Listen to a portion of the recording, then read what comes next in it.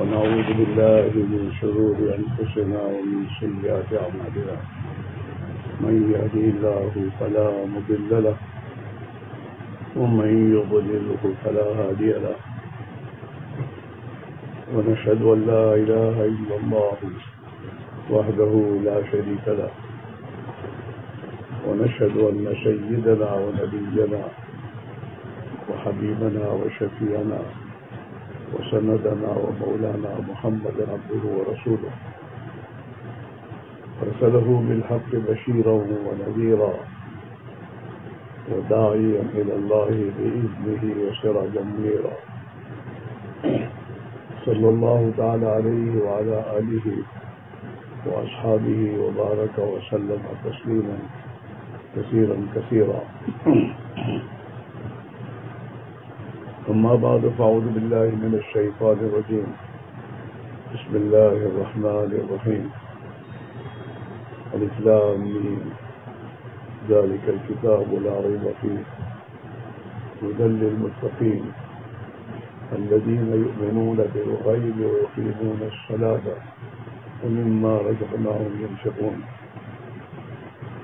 وقال تعالى ألف لام ميم أحسب الناس أن يتركوا أن يقولوا آمنا وهم لا يفتنون ولقد فتنا الذين من قبلهم وليعلمن الله الذين صدقوا وليعلمن الكاذبين. وقال تعالى أمن هو قانت آناء الليل ساجدا وقائما أمن هو قانت آناء الليل ساجدا وقائما يحذر الآخرة أمن هو قانت آناء الليل ساجدا وقائما يحذر الآخرة ويرجو رحمة ربه قل هل يستوي الذين يعلمون والذين لا يعلمون إنما يتذكر أولو الألباب. وقال تعالى ومن يتق الله يجعل له مخرجا ويرزقه من حيث لا يحتسب ومن يتوكل على الله فهو حسبه. صدق الله مولانا العظيم.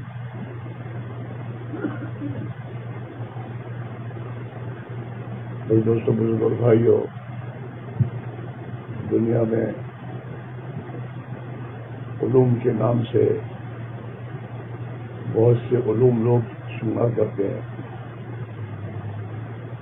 حالانکہ علم جو ہے حقیقی اصل میں وہ قرآن پاک کا علم ہے. باقی جتنے علوم لوگ کہے وہ فنون ہے، وہ علم نہیں ہے. حقیقی علم اس کو کہتے ہیں جس سے اللہ کی معرفت حاصل ہو، حقیقت حاصل ہو، جو حقیقت ہے. باقی تو سب دھوکہ ہے. قرآن نے دنیا کی ان تمام چیزوں کو دھوکہ سے قرار دی ہے. لا تغرنکم الحیات الدنیا ولا یغرنکم باللہ الغرور. ایک تو آدمی آنکھوں سے دیکھ کر دھوکہ کھاتا ہے، کسی چیز کو غلط ہوتی ہے اور اسے صحیح دیکھتا ہے تو دھوکہ کھا لیتا ہے. اور ایک ہے شیطان، کہ شیطان انسان کو دنیا کی ان چیزوں کو مزین کر کے دکھاتا ہے جس کی بنا پر انسان دھوکہ کھا لیتا ہے. زوجین للناس حب الشہوات مزین کر دیا گیا. زوجین للناس حب الشہوات. اور اصل حقیقت یہ ہے کہ کامیابی اللہ کی ذات عالیہ سے کامیابی کا تعلق ہے، اور اس کامیابی دینے کا ضابطہ اللہ نے ہر نبی کو اپنے زمانے میں ایک ہی بتایا ہے، یا ایھا الناس قولوا لا الہ الا اللہ تفلحوا. کہ تمہاری دنیا اور آخرت کی زندگی کے بننے کا مدار اور کامیابی کا مدار اس میں ہے کہ تم ایک اللہ کو مانو جیسا کہ وہ ہے، اور ایک اللہ کی مان کر زندگی گزارو جیسا کہ وہ تم سے چاہتا ہے. تو جس اللہ کے ہاتھ میں تمہاری کامیابی ہے وہ اللہ تمہیں کامیاب کر دے گا. بنیاد یہ ہے.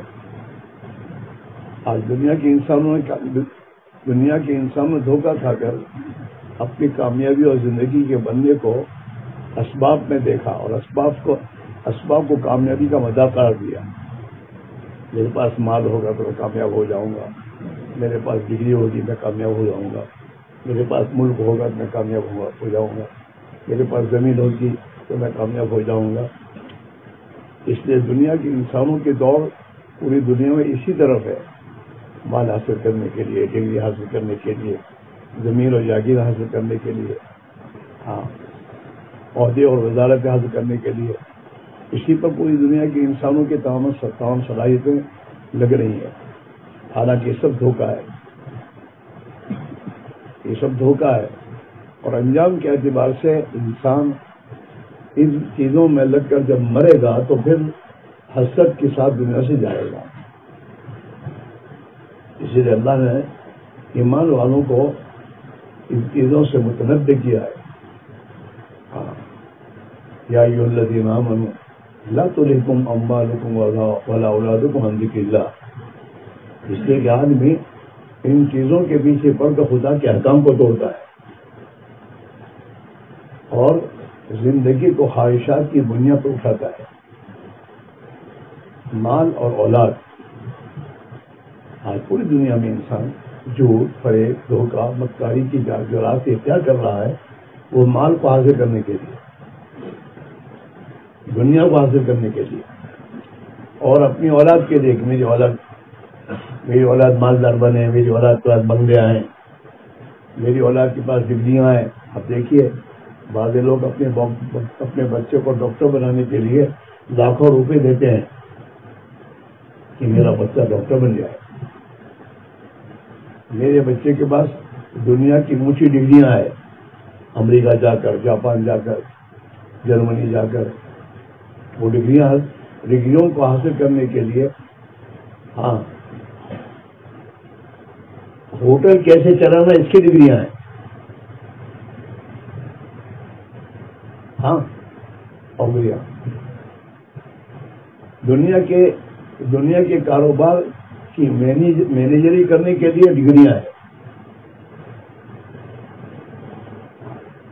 دنیا کے جتنے علوم ہیں یہ علم نہیں ہے, یہ فنون ہے. دنیا کو حاصل کرنے کے راستے ہیں جس پر آج کل دنیا کے انسانوں کی زندگی کا مدار بنا رکھا ہے کہ ہماری زندگیاں بنے گی اسی پر. ہم حکومتیں حاصل کریں, ہم ڈگریاں حاصل کریں, ہم بڑی جاگیرداریں حاصل کریں. اسی پر تمام کی دوڑ ہے.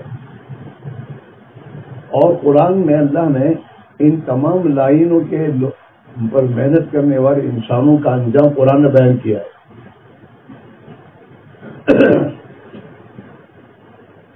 قوم شعیب ہے تو قوم شعیب کا مدار بڑی بڑی تجارتوں پر تھا.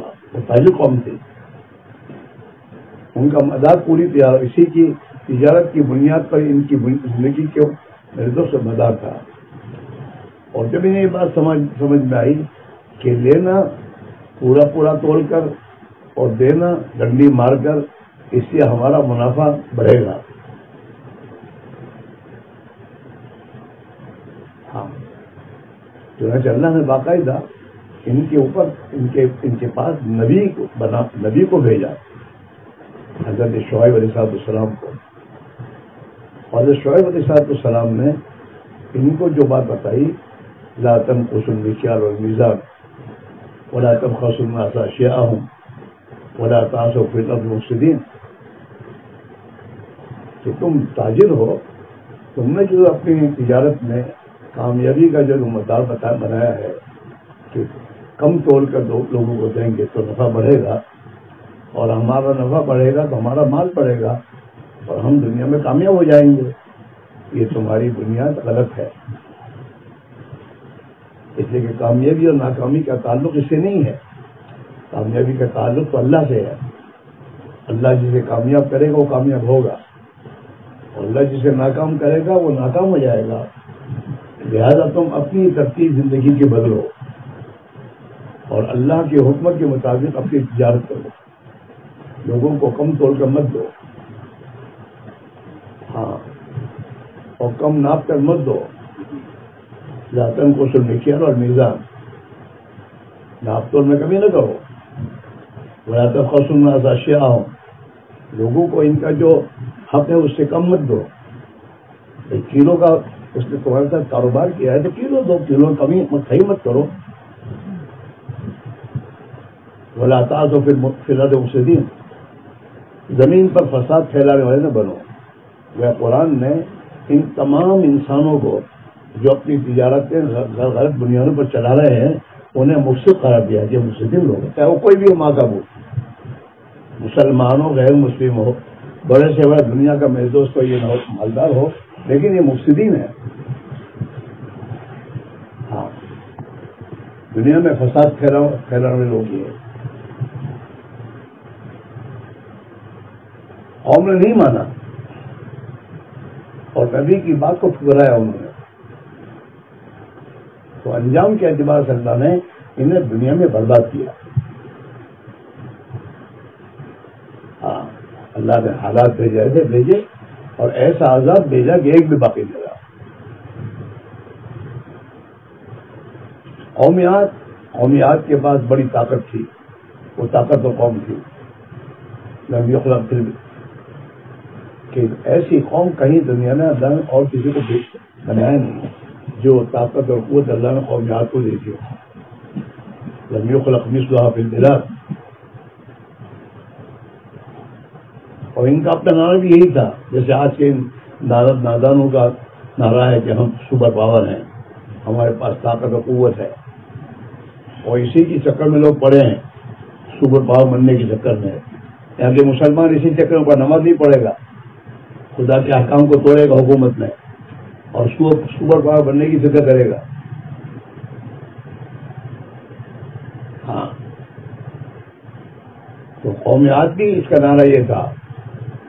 ہاں، جب ان کے پاس آنے والے نبی حضرت علیہ السلام نے انہیں سمجھایا کہ یہ ٹھیک نہیں ہے، تم دنیا میں جو راستہ تم اختیار کر لوگوں کو لوٹنے کا، مارنے کا، اور اپنی قوت پر تمہیں جو گھمنڈ ہے یہ ٹھیک نہیں ہے. اللہ کو ناراض کرو گے تمہاری ناکامی ہو جائے گی.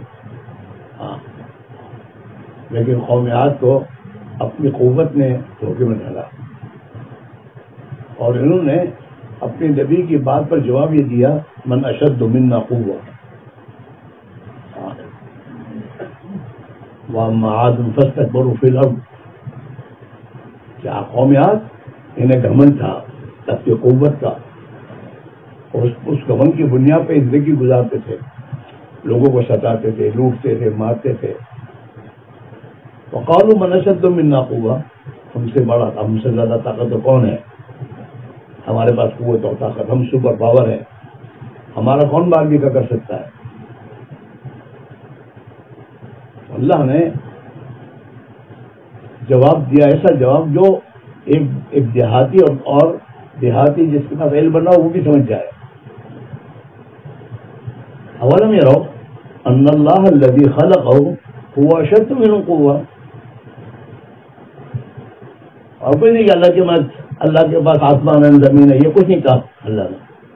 یہ دیکھتے نہیں، غور نہیں کرتے کہ جس اللہ نے ان کو یہ طاقت دی ہے وہ اللہ ان سے زیادہ طاقت والا ہے. اولم یروا ان اللہ الذی خلقهم هو اشد منهم قوة لو كانوا یعلمون. اگر یہ اپنی صحیح عقل سے سوچیں تو اللہ نے انہیں ناکام کیا. ایک ہوائی طوفان بھیجا، اس ہوائی طوفان سے وہ تمام ہلاک ہو گئے. ایسا ہوائی طوفان جس ہوائی طوفان نے انہیں زمین سے اٹھایا اور زمین سے اٹھا کر انہیں پہاڑوں کے چٹانوں کے ساتھ ٹکرایا اور سب کے سب زمین پر ایسے گرے جیسے کہ ہوائی طوفان میں کھجور کے درخت تنوں سے، جڑوں سے اکھڑ کر گرتے ہیں، ایسے اللہ تعالیٰ نے کو ختم کیا. فارسلنا علیہم ریحا صرصرا فی یوم نحس مستمر تنزع الناس كأنهم اعجاز نخل منقعر فكيف كان عذابي ونذر ولقد يسرنا القرآن للذكر فهل من مدكر.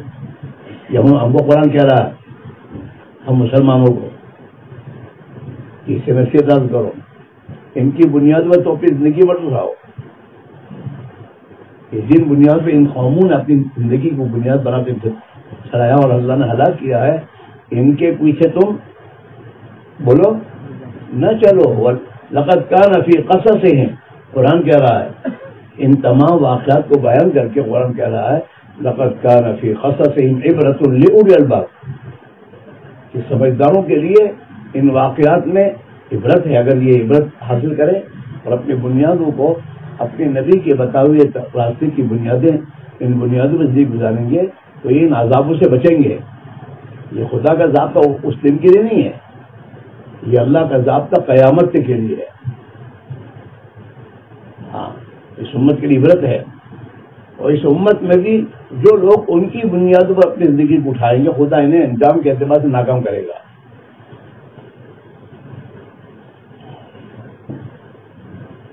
قوم سمود کے بعد حفظ و صنعت تھی. جیسے آج کی دنیا کا انسان ہاں دنیا میں فخر کرتا ہے انجینئرنگ پر، چیزوں کے بنانے پر، ایجادوں پر. ان کے پاس اللہ نے فن دیا تھا، پہاڑوں میں اپنے مکان بناتے تھے.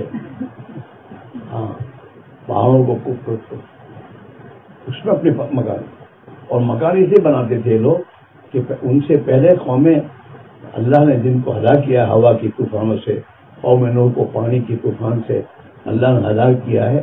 یہ ان کی بنیاد یہ تھی کہ ہم پہاڑوں میں اپنے مکان بنائیں گے تو پھر ہوا کہاں گزرے گی اور پانی کہاں آئے گا،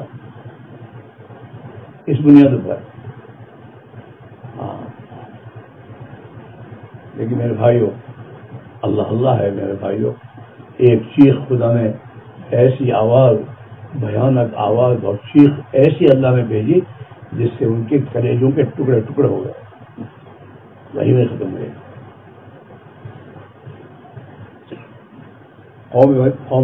قوم سبا کو اللہ نے زمین اور جاگیریں دی تھی.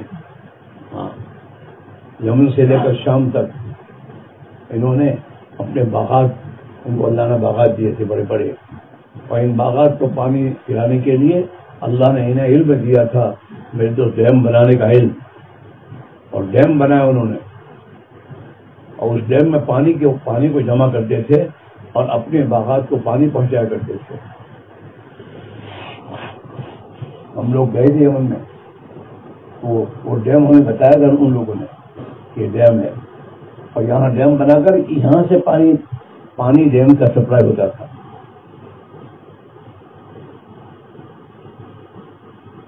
ان کو بھی اپنے نبی نے بات سمجھائی، سمجھ میں نہیں آئی. لقد کان لسبع فی مسکنہم آیہ جنتان یمین و شمال کلوا من رزق ربکم واشکروا لہ. خدا کا حکم ہے کہ اللہ کی نعمتیں کھاؤ لیکن شکر گزاری کرو اللہ کی. اللہ کی نعمتیں کھا کے اللہ سے ساتھ بغاوت نہ کرو، اللہ کی نافرمانی نہ کرو. واشکروا لہ. بلدۃ طیبہ، قرآن جسے کہتا ہے طیبہ، تو وہ قوم سبا کی آبادیاں کتنی خوشگوار ہوں گے. ورب الغفور. ہاں، فاعرضوا، انہوں نے نبی کی بات سے اعراض کیا، بات نہیں مانی.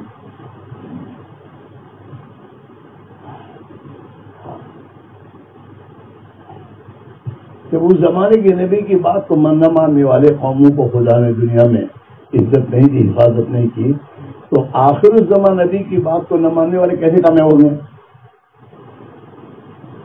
مسلمان دنیا میں پریشان اس لیے نہیں ہے اس کے پاس اکنومی نہیں ہے، اس کے پاس مال نہیں ہے، اس کے پاس پیسے نہیں ہے، اس کے پاس حکومتیں نہیں ہے، نہیں غریب ہے. بالکل نہیں ہے، دنیا یہ نہیں ہے. مسلمان نے اللہ کے نبی کی لائے ہوئے راستے کو چھوڑا ہے، ہر لائن میں. فارسلنا علیہم شیئا، تو جس ڈیم کے بنانے کی بنیاد پر جو اپنی زمینوں کو پانی پلا کر اور کھیتیاں کرتے تھے، ہم نے اس ڈیم کو توڑا. فارسلنا علیہم سیل العرم، عرم ڈیم کے کو توڑ کر ہم نے سیلاب بھیجا. اس سیلاب میں ان کے تمام باغات کو بہایا، اور ان کے تمام باغات کو بہا کر یہ سیلاب لے گیا، اور ان کے باغات میں سے چند درخت کے سوا کچھ نہیں رہا. بیڑی کے درخت رہ گئے اور پیرو کے درخت رہ گئے کچھ، باقی سب ختم کر دیا اللہ نے.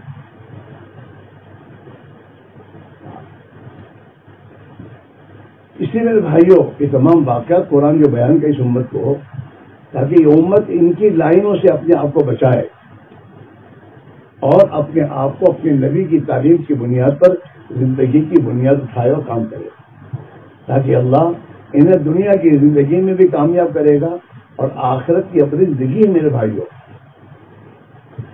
آخرت کی بڑی زندگی ہے. یہ زندگی دنیا کی زندگی کچھ بھی نہیں ہے، یہ تو دھوکہ ہے. اس میں آدمی دھوکہ کھا کے اپنی آخرت برباد کرتا ہے. اصل زندگی آخرت کی. اللہم لا عیش الا عیش الآخرہ، عیش اور زندگی وہ تو آخرت کی ہے.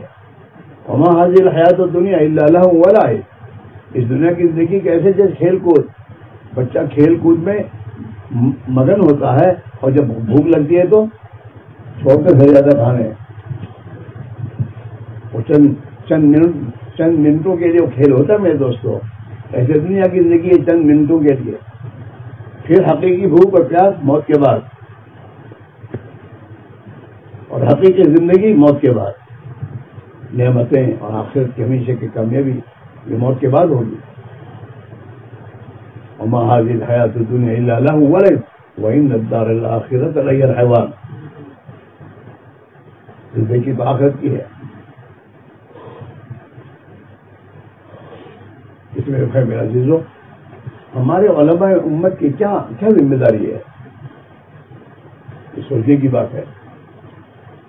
دنیا کے انسان تو امت کو دھوکے کی لائنوں میں میرے دوستوں بلا رہے ہیں.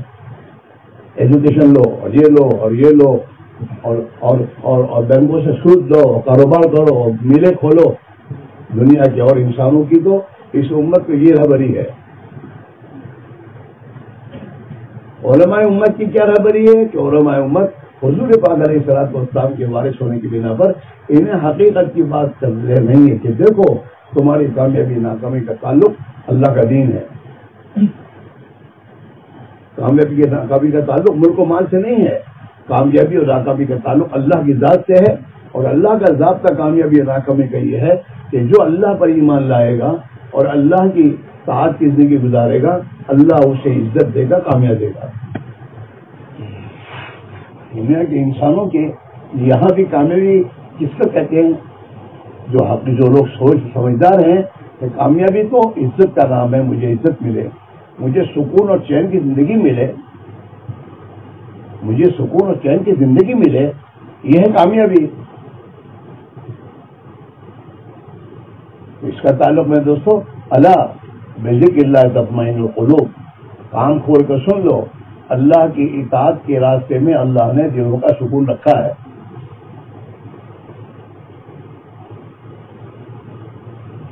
ذکر سے مراد اطاعت ہے. ہاں عمر فرماتے ہیں کل ذات مطیع، ہر ذکر کرنے والا مطیع ہے، فرما بردار ہے، اطاعت کرنے والا ہے.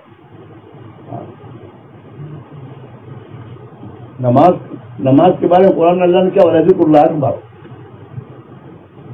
نماز اللہ کا ذکر ہے، بہت بڑا ذکر ہے، اطاعت ہے.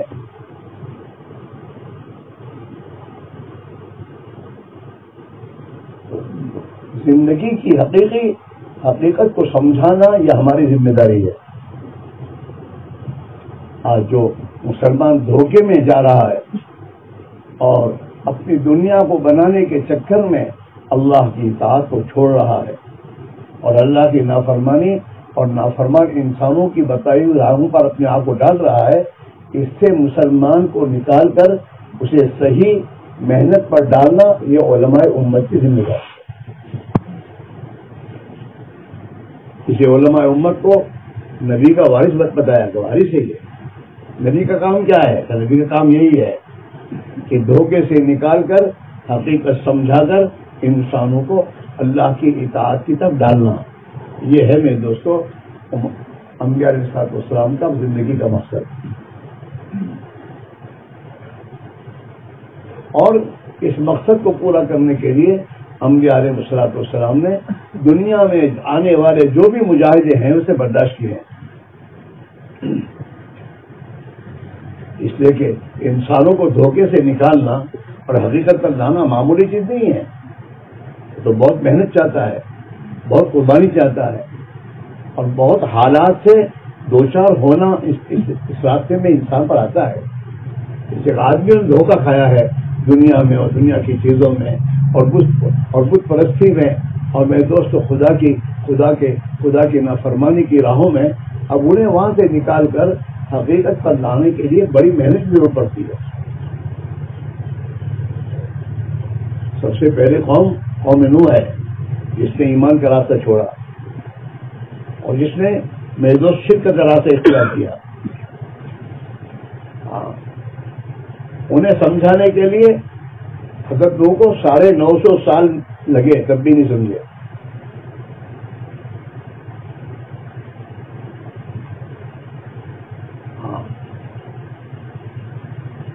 اس امت کے علماء کو اللہ نے نبیوں کا وارث بتایا. یہ تو نبیوں کے وارث ہے. اللہ کے نزدیک جو راستہ سب سے زیادہ محبوب اور پیارا ہے, نبیوں کا راستہ سب سے محبوب, سب سے پیارا ہے. اور اللہ نے قرآن میں اپنا وعدہ کیا ہے, انا لننصر رسلنا والذین آمنوا فی الحیاۃ الدنیا. جس راستے پر چلنے پر آدمی کی مدد یقینی ہے. قرآن کہہ رہا ہے ہم ضرور انا, یہ بھی تاکید ہے, پھر لام داخل کیا قرآن نے, ڈبل تاکید ہے.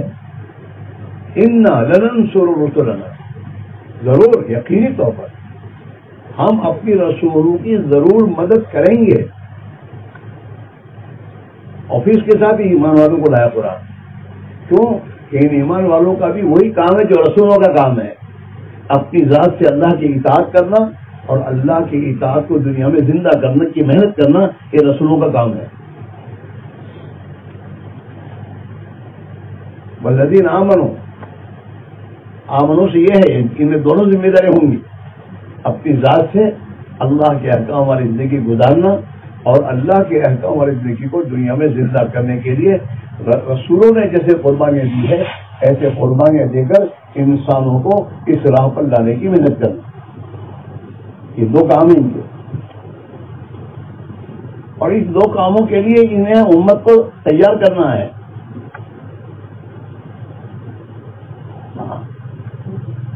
اس امت کے ذمے دو ہے کام, اللہ کی طرف ذمہ داری. یہ امت اللہ کی مدد کی مستحق تبھی بنے گی جب جو ذمہ داریاں اللہ نے ان کو دی ہے اس ذمہ داری کے ساتھ یہ دنیا میں زندگی گزاریں گے. حضور پاک علیہ السلام کی وفات کے بعد, دنیا جانے کے بعد, امت نے نبی کے دی ہوئی ذمہ داری پر اپنے آپ کو ڈالا, اور جب تک یہ امت اس نبی کی ذمہ داری کو لے کر دنیا میں خود مسلمان بن کر اور اللہ کا کلمہ بیان کرنے کی محنت کی بنیاد پر دنیا میں چلی, اللہ کی مدد کے ساتھ شامل ہو گئی اور دنیا کی بڑی سے بڑی طاقتیں خدا نے ان کے سامنے دیکھ دیا. روم اور فارس یہ دو بڑی طاقتیں ہیں دنیا میں جن کو اپنی طاقتوں پر میرے دوست کو لڑا تھا, میرے دوست غرور تھا. ان طاقتوں کو خدا نے اپنی قدرت سے دیر کیا ہے. ورنہ صحابہ کی جماعت کی کتنی تعداد تھی, تعداد میں بھی وہی زیادہ تھے, عدد میں بھی وہی زیادہ. صدیوں کے مال ان کے خزانوں میں تھے, ان کے پاس اس زمانے کے تمام ہتھیار تھے, ہاتھی تھے, ہتھیار تھے, سب تھے. لیکن حضرات صحابہ حضور پاک علیہ السلام کی بتائی ہوئی تعلیمات کے مطابق اپنے آپ کو اس پر ڈالتے چلے گئے اور انسانوں کو خدا تک اللہ تک پہنچانے کے لیے اور ایمان کی راہ پر ڈالنے کے لیے نبی والی محنت میں اپنے آپ کو لے کر چلے, اور کوئی مقصد نہیں تھا. اسے صحابہ نے دنیا کی قوموں کو یہ بات کہی کہ ہماری ان من الاخرہ, ہم تو اپنی آخرت کو مقصد بنا کر آئے ہیں, ہمیں تمہاری دنیا سے کوئی واسطہ نہیں. تمہارے ملکوں سے، تمہارے مالوں سے، تمہارے پیسوں سے ہمیں کوئی یہ نہیں ہے. ہم تو یہ چاہتے ہیں ہماری آخرت بھی بن جائے، تمہاری آخرت بن جائے. ہاں، اس بنیاد پر چلے. اور جب ان بنیادوں پر چلے اور سامنے والوں نے جب ان کی بات کو نہیں مانا اور مقابلے میں آئے اور مقابلہ کرنے کی ضرورت پڑی تو صحابہ نے مقابلہ کیا ہے. صحابہ قتال کرنے کے لیے نہیں گئے تھے، صحابہ تو ان کو ہدایت کی راہ پر ڈالنے کی محنت لے کر گئے تھے کہ کسی طریقے سے یہ اپنے ملکوں میں، اپنے شعبوں میں اللہ پر ایمان لا کر اللہ کی اطاعت کی زندگی گزارے تاکہ ان کی آخرت کی زندگی بن جائے. سب آخرت ہے. دنیا میں آدمی رہے گا کتنا، اس کو پتہ نہیں کتنا رہنا ہے. چاہے پوری دنیا کا مالک بنے لیکن موت آئی چھوٹے گئے تو آخرت اصل ہے. ہاں اللہم لا عیش الا عیش الاخرہ. ہاں، یہ دعا اللہ کے نبی نے کب پڑھی ہے؟ خندق کے موقع پر.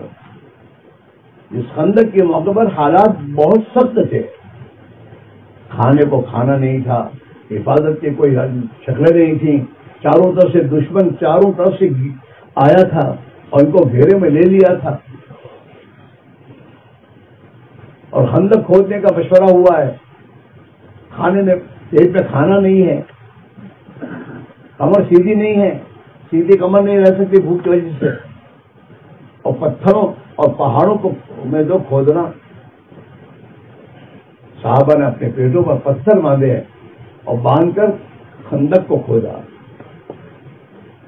اس خندق کے کھودنے کے موقع پر اللہ کے نبی نے یہ فرمایا ہے اللہم لا عیش الا عیش الاخرہ فاغفر الانصار والمہاجرہ. انصار اور مہاجرین کی تو مدد فرما.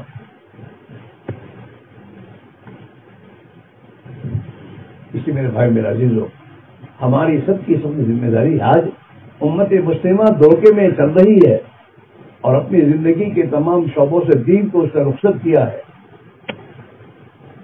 جس دین کی بنیاد پر اس کی مدد کی جاتی تھی اور جس دین کی بنیاد پر اللہ نے اسے کامیاب کرنے کا وعدہ کیا ہے، آج وہ امت خود اپنے راہ کو چھوڑ چکی ہے. دوسروں کو تو راہ کیسے دکھائے گی؟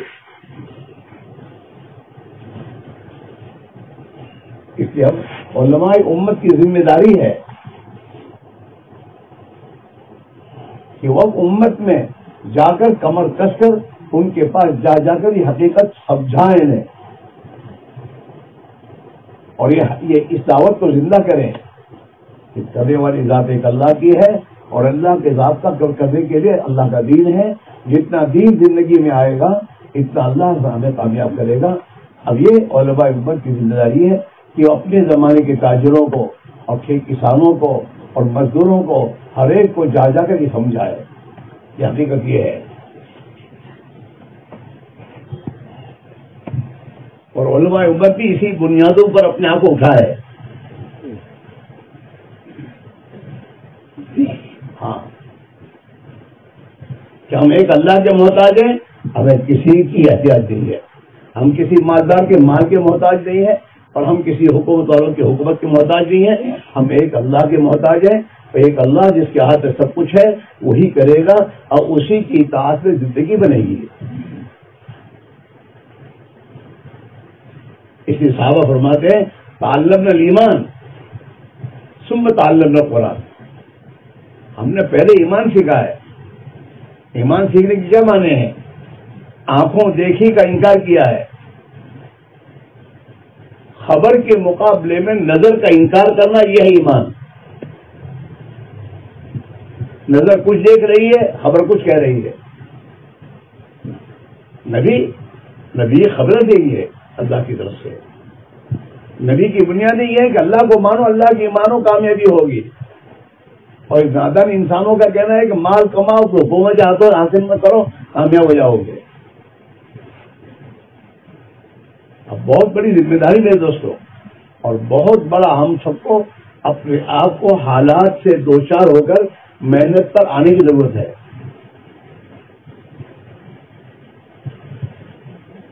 ورنہ امت کی بے دینی پر اللہ کی ناراضگی اگر ہوئی اور حالات آئیں گے تو ہم بھی نہیں بچیں گے.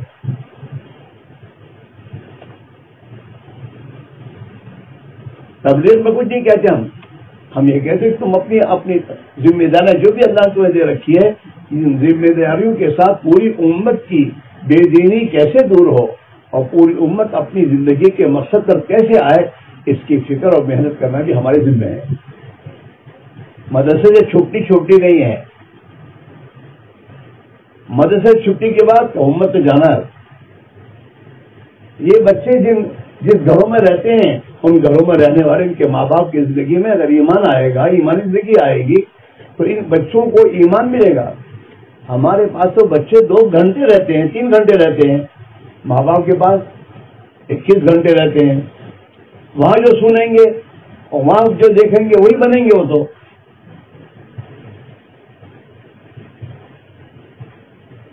لہذا ہمارے ذمے ہے کہ ہم جہاں رہتے ہیں ہمارے گھر میں میرے دوستوں حضرت مولانا الیاس صاحب فرمایا کرتے تھے کہ ماحول میں بڑا اثر ہے. ماحول کی تاثیر ایسی ہے جیسے موسم کی تاثیر. ٹھنڈی کا موسم ہے تو ٹھنڈی کے موسم میں 2 باتیں ہیں, وہ کسی سے ڈرتا نہیں اور کسی کو چھوڑتا نہیں.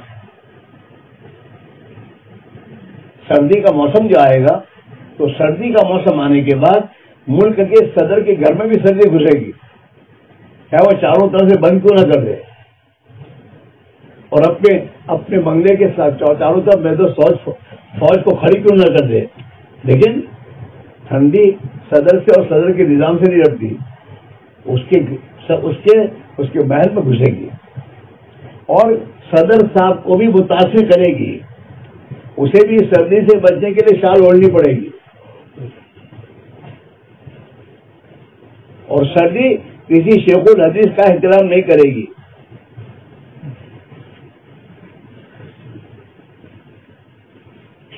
سردی تو شیخ الحدیث صاحب کے گھر میں بھی گھسے گی اور شیخ الحدیث صاحب کو بھی متاثر کرے گی, انہیں بھی شال اوڑھنی پڑے گی. یہ موسم ہے, موسم میں اللہ نے تاثیر رکھی ہے. فرمایا ایسے ماحول میں اثر ہے. اگر دینداری کا ماحول ہوگا ہمارے محلوں میں ہمارے گھروں میں تو محلے میں دینداری کا ماحول جب ہوگا تو وہ ماحول ہمارے گھر میں گھسے گا, مولوی صاحب کے گھر میں, شیخ الحدیث کے گھر میں, اور وہ ماحول ہر ایک کو متاثر کرے گا. اگر بے دینی کا ماحول ہے تو بے دینی کا ماحول بھی مولوی صاحب کے گھر کو نہیں چھوڑے گا. جیسے محلے کے لوگوں کے بچے ہیں وہ اثر ان کے بچوں پر بھی آئے گا. مولوی صاحب پر اثر ہوگا, چاہے مولوی صاحب نماز نہ چھوڑیں گے, جماعت چھوڑ دیں گے, ماحول کا اثر ہے, بغیر جماعت کی نماز پڑھیں گے. لیکن اگر محلے میں میرے بھائیوں ماحول ہے اور عید کا دن ہے اور عید کے دن سب پہلے سے جانا شروع کر دیتے ہیں تو مولوی صاحب بھی ان سے پہلے جائیں گے, پھر جمع ہوں گے. سر اس میں بھائیوں نبی دنیا میں آئے اور نبیوں نے دعوت کی محنت کے ذریعے اپنے زمانے کے انسانوں کی غلط فہمی غلط سوچ کو بدلا اور ایمانی اور دینی ماحول بنانے کی محنت کی.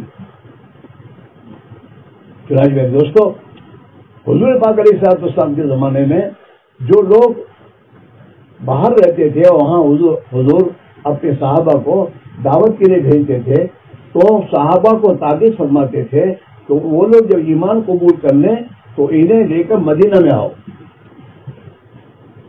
اور مدینہ میں کیوں بلایا جاتا تھا کہ مدینہ میں دین کا ماحول ہے, عملی طور پر دین زندگیوں میں ہے.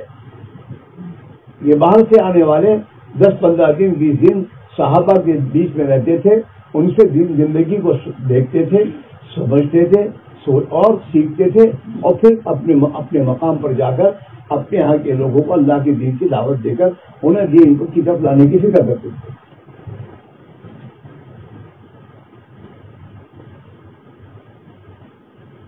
یہ ہماری ضرورت ہے دوستوں. یہ نہیں کہ تبلیغ والے تبلیغ کریں ہم اپنا پڑھاتے رہیں گے. نہ، سب سے پہلی ذمہ داری ہماری ہے. اگر ہم یہ چاہتے ہیں ہماری اولاد، ہمارے گھرانے اور ہمارے خاندان بے دینی سے بچیں، تو ہمیں اپنے محلوں میں دینداری کے ماحول بنانے میں سب سے آگے رہنا پڑے گا. اصلاح معاشرت کی کیوں فکر کرنی پڑتی ہے؟ اس لیے کہ محلے میں معاشرت کا، اسلامی معاشرت کا ماحول ہی نہیں ہے، بے دینی ہے، اور دن بدن بے دینی بڑھتی جا رہی ہے. آپ دیکھیے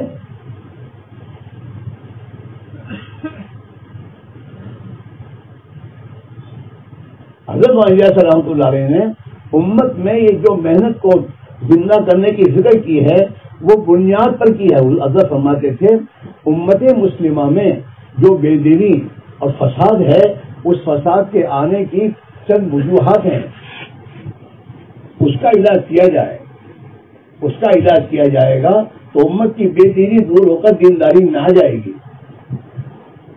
اور امت میں دینداری جب آئے گی تو اللہ ان کے حالات کو درست کر دے گا. یوں فرماتے تھے مسلمانوں کی زندگی میں بے دینی جو آ رہی ہے اس کی ایک وجہ کہ امت میں یقین کا فساد ہے، یقین میں فساد ہے. یقین تو یہ ہونا چاہیے کہ اللہ کی ذات ہماری زبان زندگی بنائے گی، اور اللہ کرے ہمیں ہمارے حالات کو بنانے کے لیے محمد رسول اللہ یہ ضابطہ ہے. لا الہ الا اللہ محمد رسول اللہ، دو جز ہیں علم کے کرنے والے کامیابی اور ناکامی ایک اللہ ہی کے ہاتھ میں ہے، اور کامیابی کا ضابطہ محمد رسول اللہ صلی اللہ علیہ وسلم ہے. جتنا آپ صلی اللہ علیہ وسلم والی زندگی ہماری معاشرت میں ہوگی، ہمارے معاملات میں ہوگی، ہماری تجارتوں میں ہوگی، ہمارے محدود سے کھیتی باڑی میں ہوگی، ہماری ملازمت ہوگی، اتنا اللہ تعالیٰ شانوں کی طرف سے اللہ کی مدد شامل حال ہو کر ہماری زندگیاں خدا بنا دے گا. فرمایا ایک تو یقین کا فساد ہے، ایمان میں کمزوری ہے، ایمان میں کمزوری ہے، اور جس کمزوری کی بنا پر ہمارے دلوں میں ایمان تو خوف اور رجا کا نام ہے. الایمان بین الخوف والرجا، الایمان بین الخوف والرجا. دل میں اگر اللہ کا خوف ہے، اتنا خوف کہ جو خوف حرام سے بچا لے تو آدمی حرام سے بچے گا. لیکن اگر ایمان پر محنت نہ کرنے کی بنا پر خوف خدا دل سے نکلا ہوا ہے تو آدمی حرام کی طرف جائے گا. خوف خدا جب دل میں آئے گا تو خوف خدا اسے اللہ کی نافرمانی اور ناراضگی والے کاموں سے بچائے گا، اور اللہ سے جتنی امید وابستہ ہوگی کہ میرا ہر کام تو میرا اللہ میری ہر حاجت کو پورا کرنے والا ہے، تو یہ ہر حال میں اللہ کی طرف جائے گا. نماز سستی نہیں کرے گا. پھر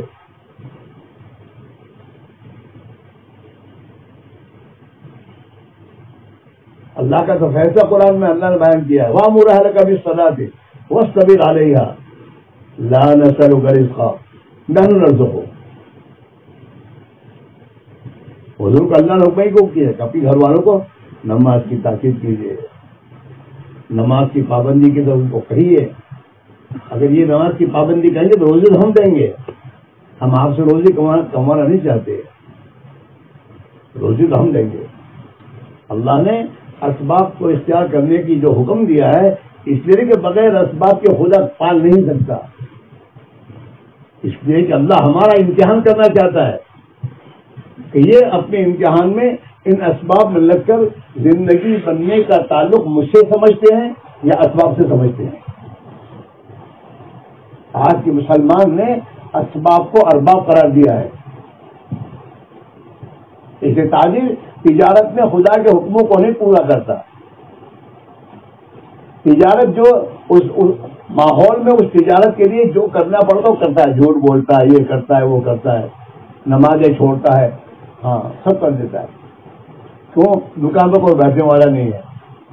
دکان پر بیٹھنے والا نہیں ہے اور تو دکان کو ایسے اپنی دکان پر نہیں چھوڑ رہا، تو پھر یہ تو خدا کا تو نافرمان ہے، اور جب تو خدا کا نافرمان بنے گا تو پھر تیری زندگی کیسے بنے گی؟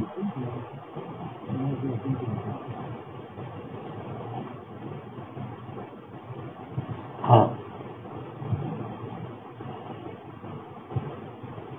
اسباب جب یقین اسباب پر آتے ہیں تو آدمی اسباب کی رعایت کرتا ہے، خدا کے احکام کی رعایت نہیں کرتا. یہ حال آج مسلمان کا. اللہ معاف کرے، ہم بھی جب حالات میں آتے تو ہم بھی اسی میں رہ جاتے ہیں. ہمارے گھروں کی شادیاں، ہمارے گھروں کے میرے دوستوں، دنیا میں ہمارے گھروں کے جو حالات ہیں ہم جانتے ہیں. ہم سمجھتے کہ مہاراج جی تو کھائے ہوئے نہیں.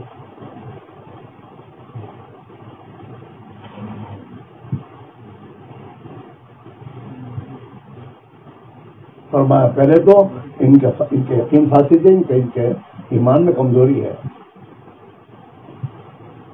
حضرت معاویہ سے رحمۃ اللہ علیہ حج میں گئے تھے، حج میں اپنے، تو حج میں انہوں نے وہاں کے علماء کرام کو جمع کیا حضرت نے، اور علماء کرام کو جمع کرنے کے بعد حضرت نے ان سے ایک بات کہی تھی کہ بھائی آج امت میں مسلمانوں میں فساد کیوں ہے؟ مسلمان دین فساد ان کی زندگی میں دین کو چھوڑے ہوئے کیوں آخر؟ ہر ایک نے اپنا اپنی طور پر کہا کہ جہالت ہے، علم نہیں ہے. حضرت کا میری تو سمجھ بات نہیں آتی، اس لیے کہ آج کے دور میں جتنا علم ہے صحابہ کے زمانے اتنا علم کہاں تھا؟ علم تو بھرا ہوا ہے کتابوں میں.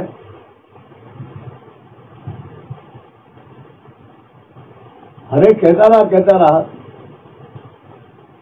پھر حضرت نے کہا کہ دیکھو میری سمجھ میں ایک بات آ رہی ہے، وہ یہ کہ آج مسلمان کے ایمان میں ضعف اور کمزوری ہے.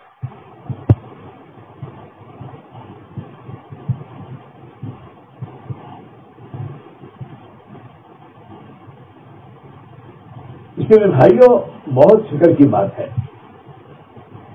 ہمارا ایمان بھی بنے گا، کب بنے گا؟ جب اسباب کو چھوڑیں گے تب.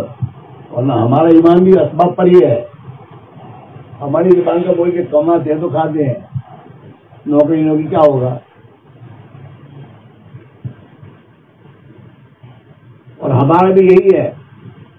ہاں، ہم لوگ، میں تبلیغ میں لگا تو تبلیغ میں لگنے کے بعد ایک دن سوچنے لگے گیا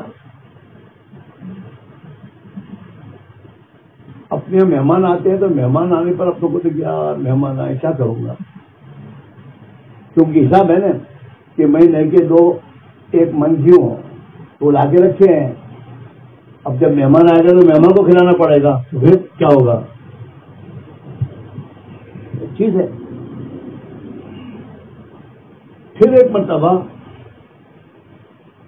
حزب اعظم پڑھتے پڑھتے اللہم قرنعنی بما رزقتنی مبارک لی فی دعا پر سے گزر ہوا. تو میرے کو میں نے کہا ہمارے اندر قناعت ہی نہیں ہے یار. نبی نے تو قناعت مانگی ہے. نبی نے یعنی وہ مال بڑھانے کی دعا نہیں مانگی.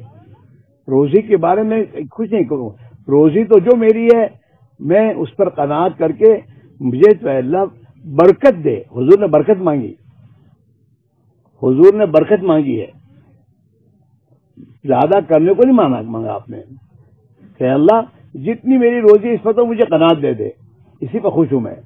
اللہ نے دی ہے، اس کی حکمت کا تقاضا اتنی میری روزی ہونی چاہیے. وبارک لی فی، کہ اللہ میری مقدر کی روزی میں برکت دے. برکت کے معنی کیا ہیں؟ کہ جتنی مقدر کی روزی ہے اسی میں تمام ضرورتیں اللہ پوری کر دے. اب چاہے میرے گھر میں 1 من گیہوں ہے لیکن مہمان آیا ہے تو اللہ تعالیٰ اس میں برکت دے گا، اور اسی 1 من گیہوں میں میرے گھر کی بھی ضرورت پوری ہوگی اور مہمانوں کی ضرورت بھی پوری ہو جائے گی. اللہ کرے گا. پھر آدمی سوچے گا نہیں کوئی چیز کہ اللہ بہت بڑا ہے.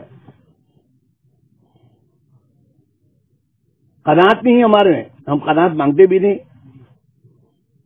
ہم برکت نہیں مانگتے.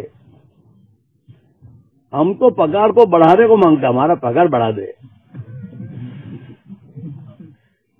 ہم یہ مانگتے ہیں، زیادہ پگار مانگتے ہیں، اور زیادہ پگار آنے کے بعد بھی پریشان وہی ہے، پورا ہوتا ہی نہیں۔ آپ تو دیکھو، میں آپ میں سے ہوں، یہ بہت سوچنے کی بات ہے۔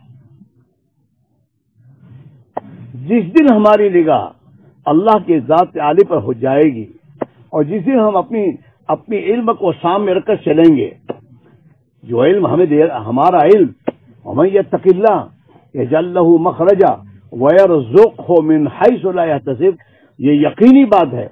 اگر اس آیت پر کوئی آدمی شک کرے تو اس کا ایمان گیا۔ ہمارا علم ایسا بودا نہیں ہے، جو علم اللہ نے دیا ہے، اس علم کے ساتھ اللہ کی طاقت ہے، اللہ کے وعدے ہیں، اور یقینی ہے جو اللہ نے کہا ہے۔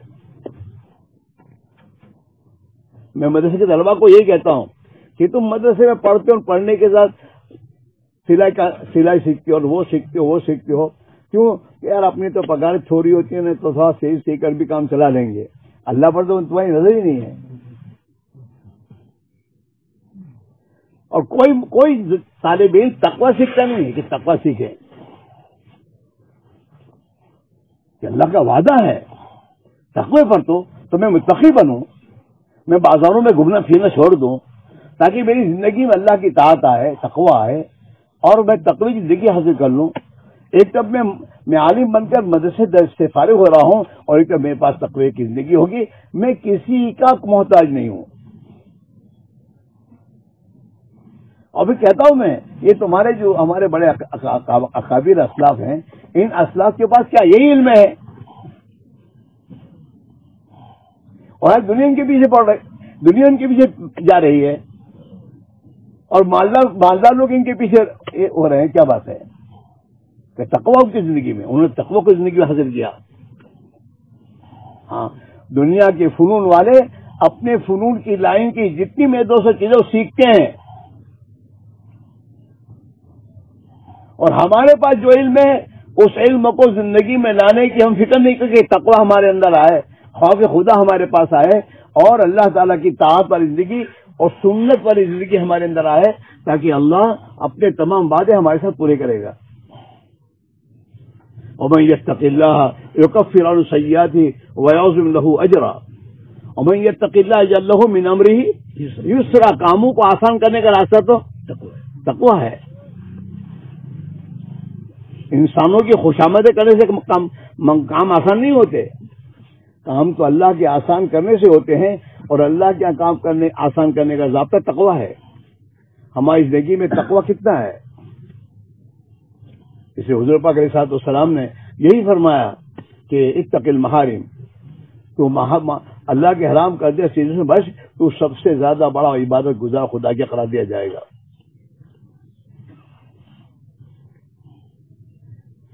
پھر دوسرا امت میں جو بیماری ہے وہ گناہوں سے محبت ہے۔ گناہ کرنا فقط نہیں ہے، گناہوں سے محبت ہے۔ گناہ کرتے کرتے گناہوں کی محبت دل میں آ گئی ہے، چھوٹتے ہی نہیں وہ۔ آدمی سمجھتا گناہ سے، لیکن چھوٹتا نہیں۔ بے نماز چھوڑنا گناہ ہے، لیکن نماز پڑھتا نہیں۔ ماحول سے اتنا یہ ہو چکا، اسی لیے حکومت ہاتھ میں سے گئی ہے، مسلمانوں کے ہاتھوں سے حکومت اسی لیے گئی ہے۔ بتا تھا کہ کل یہاں پروگرام بننے والا ہے، انتظام والوں نے کہا کہ یہاں پر مائک لگاؤ، اور نہ مولوی عرفان نے کہا اب بھاگو۔ تم کو کہا نہیں چاہتا کسی نے یا مائک لگانے کے لیے؟ نہیں، یہ تمہارے منتظم مائک رکھا لیکن لے گئے، ادھر لے گیا تھا،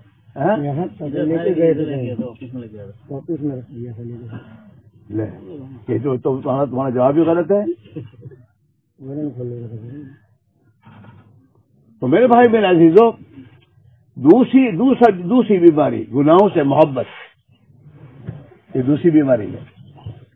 اور تیسری بیماری فرمایا کہ دین سے جہالت۔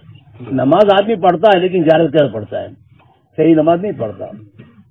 اپنی زندگی میں جو کچھ دین بھی ہے، اس دین کا صحیح علم اور اس دین کو صحیح طریقے سے مجھے برتنا، یہ اس سے فکر نہیں ہے. بابا کا بیٹا مولوی بن کے کھڑا ہے لیکن بابا اس کے بیٹھ کر اپنی نماز صحیح کرنے تیار نہیں ہے. علم ہی نہیں ہے. نماز جہالت سے. مسلمان بھائی یہ کرتے رہیں گے تو اپنا کام کرو اپنے. تو اگر آپ سوچے رہے تو آج تو مسلمان اللہ سے بھی جاہل ہے. اگر آج مسلمان کو پوچھو اللہ کون؟ اللہ. آگے کچھ نہیں جانتا. اللہ کی ذات، اس کی صفات، اس کی طاقت اور قدرت، اس کو کچھ پتہ ہو. اگر اس کو کلیکٹر تو کلیکٹر کو جانتا ہے. یہ نہیں مجھے تو وہ دوسرا کہاں ہے. یہ میں نے لگا.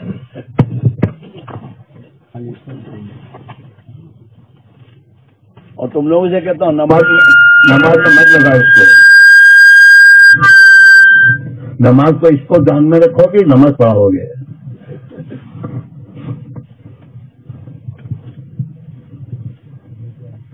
تم لوگ منع بھی نہیں کرتے اس کو. یہ نہیں، یہ چیز ہے. لگ گیا اب کیا لگا رہے گا. اور یہاں لگا رہے ہو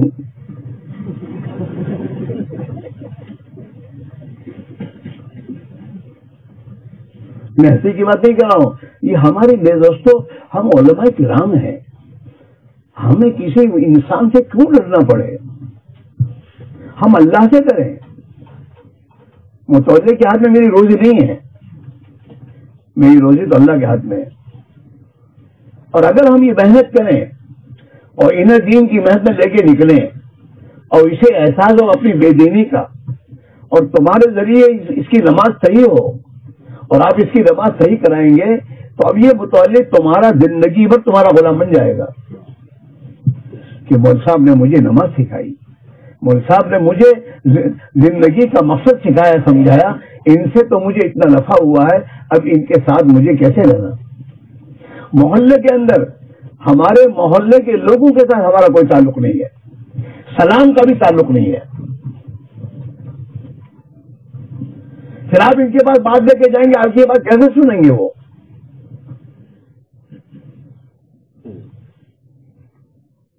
حالانکہ علماء کے ساتھ امت کا اختلاف نہ ہونا خطرناک ہے. اگر ہم ان کو اپنے ساتھ نہیں لیتے اور ان کے پاس نہیں بیٹھتے اور نہیں بٹھاتے تو ان کو دوسرے تو اپنے پاس بٹھاتے ہیں، انہیں کھلاتے ہیں پلاتے ہیں. تمہارے جوان دوسروں کے حوالے ہیں. تمہارے جوان تمہاری سنت والی نماز لباس کو نہیں اختیار کر رہے ہیں. اور تمہارے جوان میرے دوستوں دنیا کے ان نادانوں کے تمام طریقے اپنے گھروں میں لے کر آ رہے ہیں.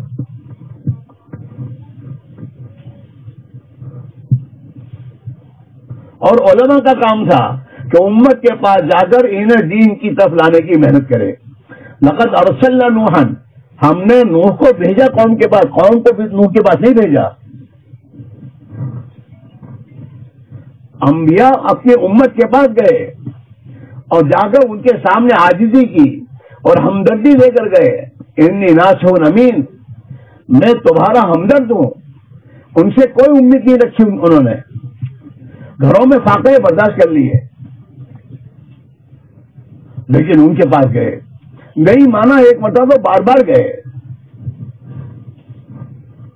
حضور پاک علیہ الصلوۃ والسلام رات کو اندھیرے میں ابو جہل کے گھر گئے. ابو جہل اپنا دروازہ بند کے آرام کر رہا تھا اور حضرت دستک دی. تو جہالت کے زمانے میں بھی مہمانی ان کی گڈی میں پڑی ہوئی تھی. مسافروں کی مدد کرنا، کھلانا پلانا. ابو جہل نے جب رات کو کسی نے دستک دی سن دیکھا تو اترا نیچے کہ کوئی مسافر ہوگا. نیچے آئے تو جناب رسول اللہ صلی اللہ علیہ وسلم کھڑے ہیں. فرمایا آپ اس وقت؟ کہ ہمیں سوچا کہ ہو سکتا ہے یہ وقت تیری ہدایت کا ہو، اس لیے میں تجھے اللہ کے دین کی دعوت دینے آیا ہوں.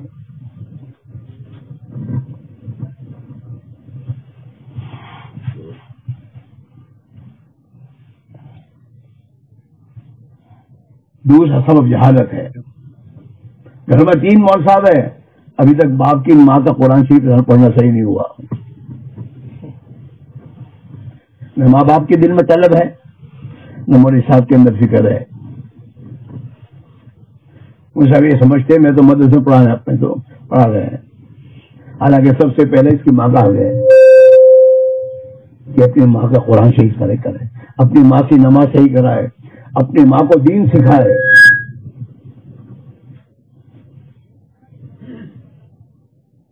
آپ اور ہم سوچیں، ہم اپنے گھروں میں اپنے ماں باپ اور بھائی بہنوں کو دے کر دل میں کتنا زیادہ ڈرتے ہیں، ان سے آخرت کی بات دن میں کتنی کام بات کرتے ہیں. پھر کہتے ہیں سنتے ہی نہیں، مانتے ہی کہاں سے مانیں گے؟ تیرے اوپر سنانا چاہا تو سناتا ہی نہیں، تو تیری سنیں گے کبھی؟ پھر شادی میں جا کر سمجھا تھا پہلے سے تم نے حصہ داری نہیں پیدا کی تو کیا کہ شادی والے سنیں گے؟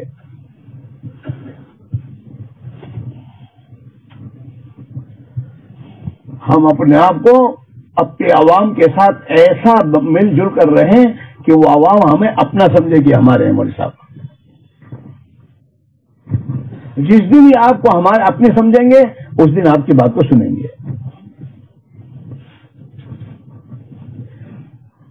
ان کی ضرورتوں میں کام آنا، ان کے پاس بیٹھنا، معاف کرنا. ہم نے تو اپنی ایک ٹولی بنا رکھی ہے، اثر کے بعد وہ 5-7 آدمی ہٹ کر روکن کرنے جائیں گے. ہمارا اپنے عوام سے کیا تعلق ہے؟ ہم تو اپنے پاس بچے جو پڑھتے ہیں ان بچوں کو مانوس کرنے تیار نہیں ہے، لکڑی کے دو سے پڑھانے تیار ہیں. ہمارا حال ہی ہے.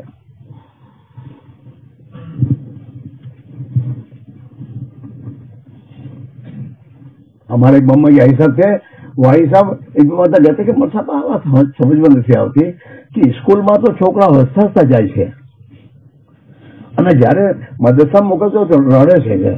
એનું શું કારણ? ભાઈ સાહેબ સમજદાર આદમી قوم کا بڑا یہ تھا کیا سو.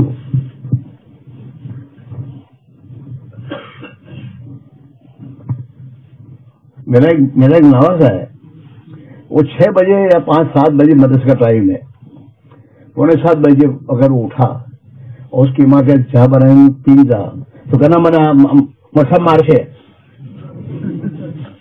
وہ بچے بھی کہتا ہے ہمارے، اور چاہ پی نہیں رہتا، وہ بھاگ جاتا ہے.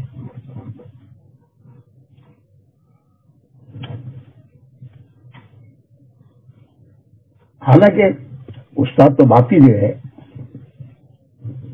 استاد تو باپ کی جگہ ہے، روحانی باپ ہے. اس بچے کو وہ پیار محبت ملنی چاہیے جو باپ سے ملتی ہے.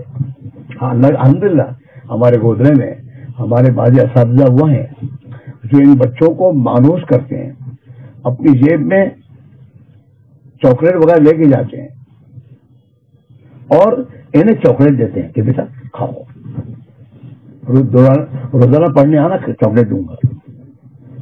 اس کے ماں باپ اس کو سکھا نہیں ہے اور وہ بچے شوق سے جاتے ہیں، شوق سے جاتے ہیں.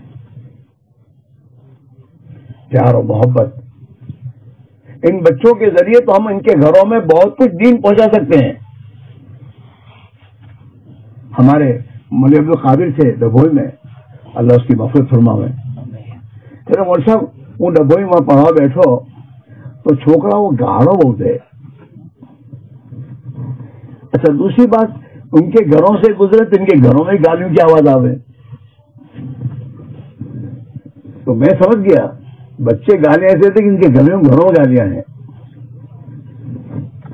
تو میں سوچتا رہا پھر سوچا ذہن میں اللہ نے ایک بات ڈالی. میں نے بچوں سے کہا بیٹا اب تم گھر جاؤ نا اور تمہاری دادی تمہاری ماں گالی دے نا تو اتنا کہنا ماں گاڑو دیوی گنو چھے، اتنا بولنا. تو بچوں کو تو چاہیے انہوں نے کہنا شروع کیا گھر میں دادی ماں گالی دے، دادی ماں گاڑو دیوی گنو چھے. کب مولانا چند مہینے نہیں ہوئے ہوں گے کہ میرے محلے سے گالیاں ختم ہو گئی.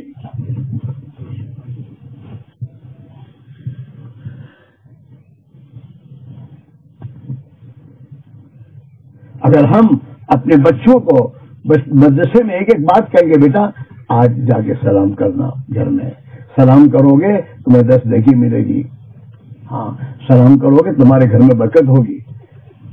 عمل تو آئے گا میرے دوستوں فضائل سے، اور فضائل کا علم ہمارے اندر نہیں ہے.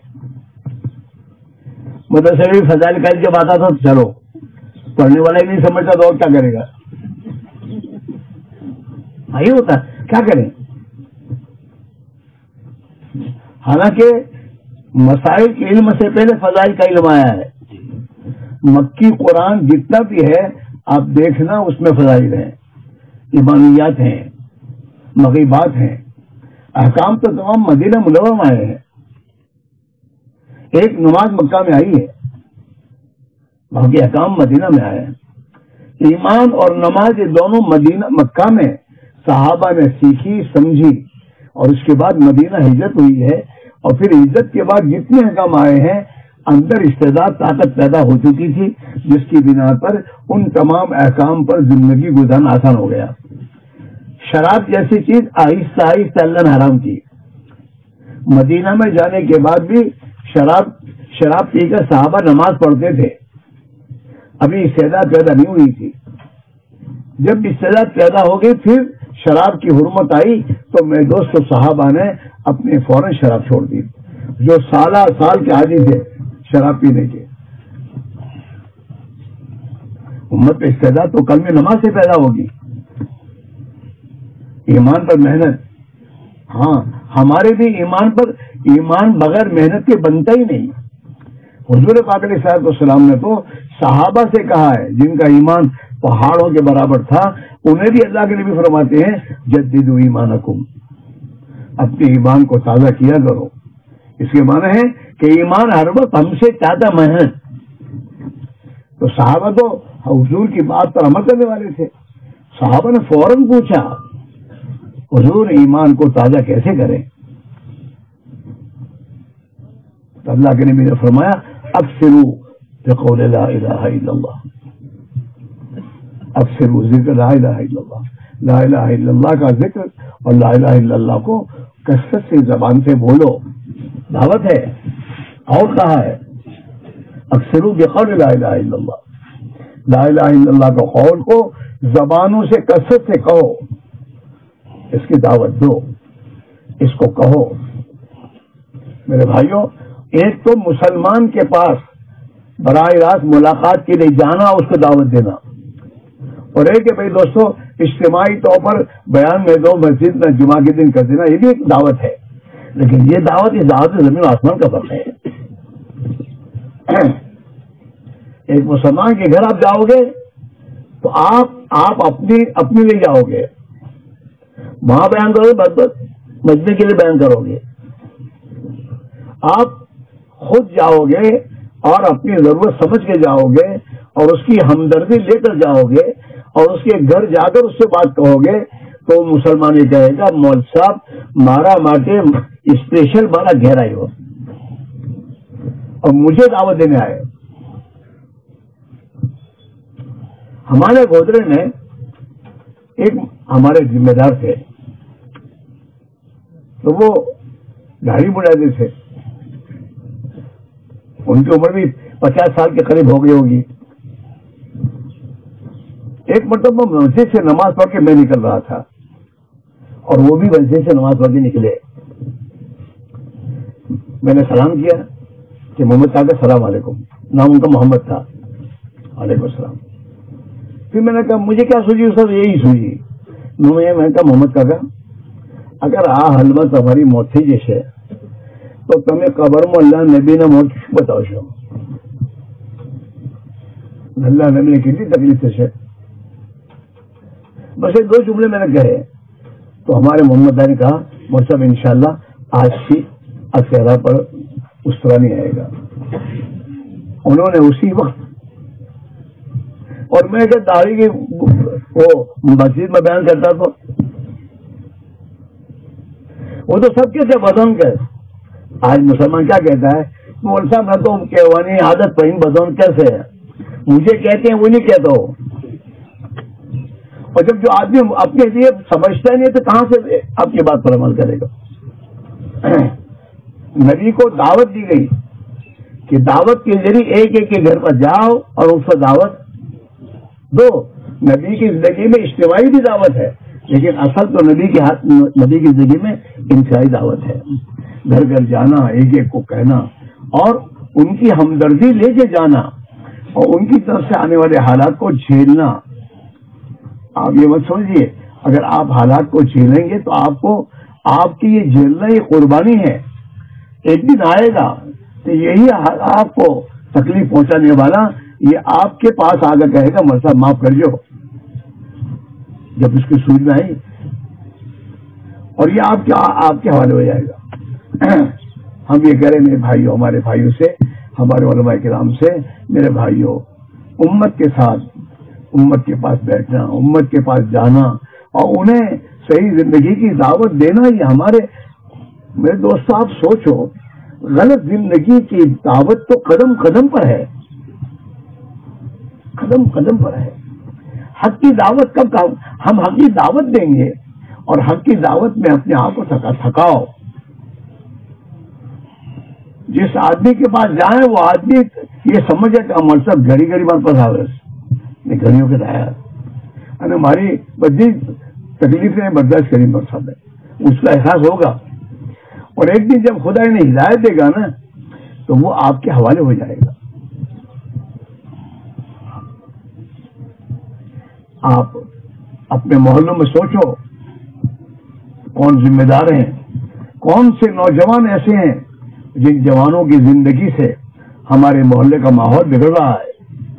ایسے جوانوں کو دیکھو، سمجھو، ان کے پاس جاؤ، انہیں قریب کرو.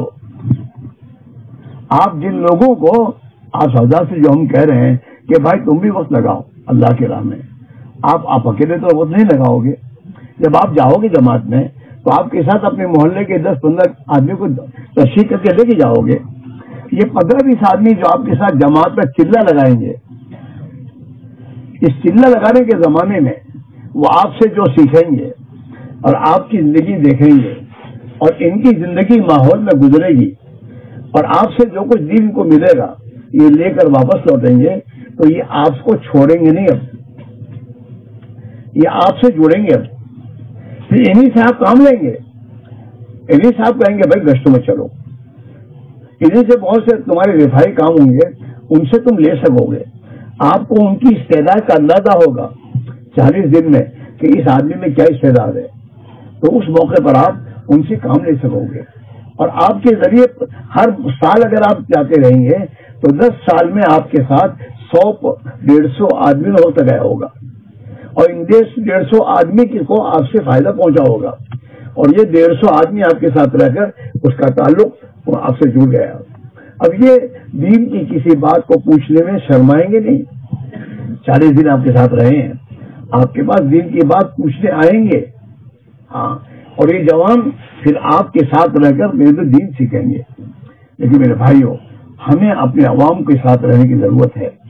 گھروں میں جو ملاقاتیں ہمارے بزرگوں نے جو یہ بات سمجھائی ہے کہ گھر گھر جا کر ایک ایک فرد سے ملاقات کرو، یہ معمولی چیز نہیں ہے. آپ حضرات کا گھروں کی ملاقات میں جانا اللہ کے لیے اور وہاں جا کے بیٹھنا اور بار بار جانا. ایک آدمی آپ کی جانے پر نہیں آیا، کوئی حرج کی بات نہیں، ہم بھی جائیں گے. ہم جب جائیں گے اور ان کو اللہ کے دین کی دعوت دیں گے، مسجد میں آنے کی دعوت دیں گے، اور اگر وہ ہمارے بار بار جانے کے بعد نہیں بھی آیا تو اس کی بیوی کہے کہ تم نے شرم نہ ہوتی ہے، مول صاحب 5 وقت آئی گئے تمہارے پاس ہے، تیری نماز بگنے دیجیے تھا. ہم نے کل یہاں کی کارگزاری سنی کہ تمہاری مسجدوں میں نمازیوں کی تعداد کیا ہے. اس میں بہت سے امام ہوں گے اور اپنی مسجد کے ائمہ ہے وہ. آپ خود دیکھ لیں کہ ہماری مسجدوں میں کتنے فیصد نمازی ہوں گے. کوئی بتا سکتا ہے کتنی فیصد نمازی ہیں؟ بتا نہیں ہو تو بتاؤ. ہم نے وہاں کل جو سنا وہ آپ نے سن لیا. آپ لوگ جو ائمہ ہیں آپ کو تو بتا اندازہ بالکل ہوگا کہ ہماری مسجد میں نمازی کتنے ہیں.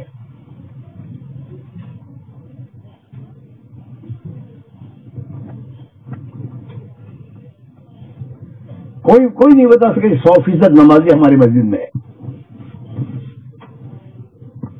ہم نے بھی ہمارے گجرات میں چار ضلعوں سے ہم آئے ہیں، بناس کاٹھا، سابرکاٹھا، مہسانہ اور یہ چوتھا ہے.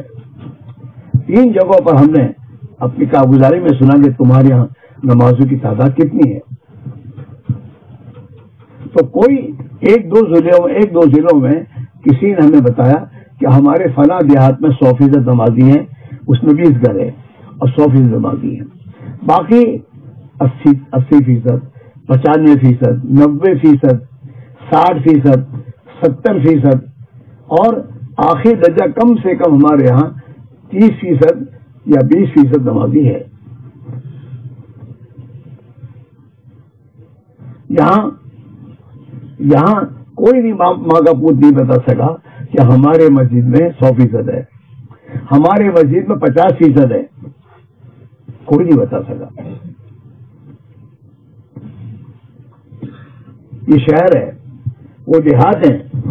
حالانکہ دیہاتوں میں بہت زیادہ غفلت ہوتی ہے. شہر میں تو فوقتاً میں دوستوں علماء کرام کے بیانات وغیرہ ہوتے رہتے ہیں، لیکن محنت کی کمی ہوئے. اور جب نماز نہیں ہے، حضرت عمر فاروق نے تو اپنی زندگی میں بتا دیا لا اسلام لمن لم یصلی، جو نماز نہ پڑھے تو مسلمان ہی نہیں ہے. اور علماء کرام کا یہ میرے دوستو یہ تحقیق علماء کرام کی ہے کہ نماز کا چھوڑنا یہ اکبر کبائر ہے. سب سے بڑا گناہ زنا سے، چوری سے، جتنے بڑے بڑے گناہ اب دیکھ رہے ہیں، شراب پینا، یہ تمام بڑے بڑے گناہ ہیں. لیکن ان تمام بڑے بڑے گناہوں سے بڑا گناہ کون سا ہے؟ نماز کا چھوڑنا. اب ہم آپ دیکھیں کہ ہمارے میرے دوستوں علاقے میں اگر 50% ہی نمازی ہیں تو 50% بے نمازی ہیں. یعنی 50% مسلمان اکبر کبائر کے مرتکب ہیں.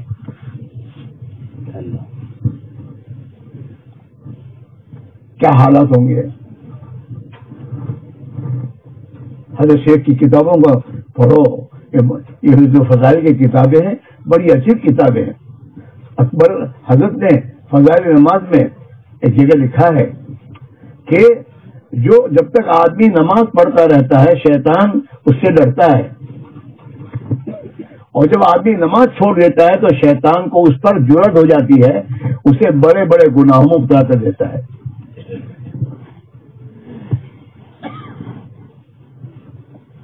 اب نمازی زندگی میں نہیں ہے تو پھر باقی سب کام بدکاریاں ہونا کوئی مشکل بات نہیں ہے. آپ گھر گھر جاؤ گے اور اپنے محلے کے ایک مسلمان کے بارے میں آپ طے کرو گے، حضرت بناؤ گے کہ ہمارے محلے کا ہر مسلمان نماز کا پابند ہونا چاہیے، ہر مسلمان اپنے دین کو سیکھنے اور دین کی محنت کرنے اپنی جان مال لگانے والا ہونا چاہیے. جب آپ اس کو طبیعت پر لیں گے اور اس کو عملی طور پر کریں گے اور آپ گھر گھر جائیں گے تو انشاءاللہ آپ کے جانے پر اور آپ کے قربانی پر محلے میں حالات بدلیں گے. اور جو لوگ تبلیغ گشتوں میں جاتے ہیں انہیں ہمت آئے گی آپ جانے سے، آپ کے جانے سے انہیں ہمت آئے گی اور وہ ہمت سے کام کریں گے اور آپ کے جانے سے اور کھڑے ہوں گے کہ ہم صاحب جائے سے تو آپ بھی جاؤ جائیے. اور ہمارے محلوں میں جب حق کی دعوت زندہ ہو جائے گی تو حق کی دعوت زندہ ہونے کے بعد باطل کی دعوت کمزور پڑے گی. ہاں وقل جاء الحق وزهق الباطل، حق آئے گا تو باطل جائے گا. آپ حضرات باہر کی میدوں سے محنت میں ٹھیک ہے، سال میں 40 دن دینے کے لیے آپ کو ترتیب بنا کر نکلنا آسان ہے، اور پھر باقی بہت تو آپ کا یہیں رہتا ہے، محلے میں رہتا ہے. تو محلے میں مقامی محنت میں آپ اپنے آپ کو لگائیے اور آپ گھر گھر جا کر اللہ کو بولیے، جس کے نتیجے میں آپ کے یقین میں ترقی ہوگی، آپ کی نگاہ اللہ پر جانا شروع ہو جائے گی. اور جس دن آپ کی نگاہ اللہ پر جائے گی، اپنے دنیا کے کاموں میں، اسی دن آپ کی مددگار اللہ مددگار بن کر آپ کے کاموں کو آسان کرے گا، اور آپ کے ذریعے دنیا میں ہدایت کی محض و محض کے زندہ ہونے کا ذریعہ بنیں گے۔ آپ امریکہ نہیں جا سکتے، لیکن آپ اپنے محلے میں محنت کر کے امریکہ کی جماعت میں لوگوں کو تیار کر سکتے ہیں۔ آپ نہیں گئے لیکن آپ کی محنت پہنچ گئی۔ آپ گھروں میں جا کر اللہ کے راستے میں نکلنے کی دعوت دیں گے تو ہر گھر سے جب آدمی نکلنا شروع ہو جائیں گے، اور یہ لوگ جماعت میں جا کر ہندوستان کے مختلف صوبوں میں جائیں گے، تو آپ یہاں ہیں لیکن آپ کی محنت وہاں پہنچ گئی۔ الحمدللہ ابھی ہم لوگ بناسکانٹھا مہسانہ گئے تھے۔ مہسانہ میں محلوں کے جو میرے دوست ائمہ ہیں اور جو میرے دوست مدرسین ہیں، وہ اپنی بستی کی ذمہ داری خود اٹھا رہے ہیں۔ ابھی ہم لوگ مہسانہ گئے تو مہسانہ سے ہمارے جانے پر تقریباً 46 جماعتیں 4 مہینے کی تیار ہو کے نکلی۔ حالانکہ یہ مہسانہ اس کے 5 حلقے شاید 10 حلقے ہیں، اور ایک حلقے میں 5 دیہات، ان کا دیہات شہر ہے ہی نہیں۔ ہاں 46 جماعتیں۔ پھر ہم بناسکانٹھا گئے تو 66 جماعتیں 4 مہینے کی، 66 جماعتیں۔ مجادر میں ان کا اجتماع تھا تو مجادر کے گھر گھر سے آدمی نکالنے کی انہوں نے کوشش کی، جس کے نتیجے میں 33 جماعتیں صرف مجادر گاؤں کی نکلی۔ اور وجہ کیا ہے کہ وہاں ملک بلال ان کو جو میں نے دیکھا، میں نے جو محسوس کیا، اس آدمی کے دھن اور فکر اس کے چہرے سے آپ کو نظر آئے۔ ان لوگوں نے محنت یہاں تک کی کہ مجادر والوں کی ہوٹل اگر ہائی وے پر ہے تو وہاں جا کر تشکیل کر کے آئے۔ اجی یہاں سے تو 66 جماعتیں نکلی، ممبئی میں ان کے 200 گھر ہیں مجادر والوں کے، وہاں سے جماعتیں انہوں نے وہاں تشکیل کی کہ وہ ممبئی سے نکلیں گے، وہاں سے 10-12 جماعتیں وہ تیار ہیں۔ پوچھا تمہارے علماء کی تعداد کیا ہے؟ تو ایک مجادر میں ان کا 550 علماء ہے۔ کتنے؟ 550 علماء۔ اور مجادر کی آبادی کی کیا ہے؟ 650 بتایا، مکان 650 ہے۔ مجادر گاؤں کی مسلمانوں کے گاؤں، مسلمان کے گھر 650، اور علماء کتنے ہیں؟ 550۔ میں نے ان سے پوچھا کہ تمہارے 550 مولوی ہیں، اس میں سے کتنے پڑھاتے ہیں؟ تو مجھے بتایا 125 علماء پڑھاتے ہیں، باقی علماء اپنے کاروبار کے ساتھ دین کی محنت کرتے ہیں۔ میرے بھائی میرے عزیزو، آپ ذرا سوچئے، ابھی ہم لوگ سابرکانٹھا جا کے آئے۔ سابرکانٹھا ان کے تو محدود مسجدیں ہیں، محدود گھر ہیں سابرکانٹھا کے۔ انہوں نے کہا کہ ہماری 12-13 جماعتیں 4 مہینے کے اللہ کے راہ میں نکلیں گی۔ یہ تو بہت بڑا شہر ہے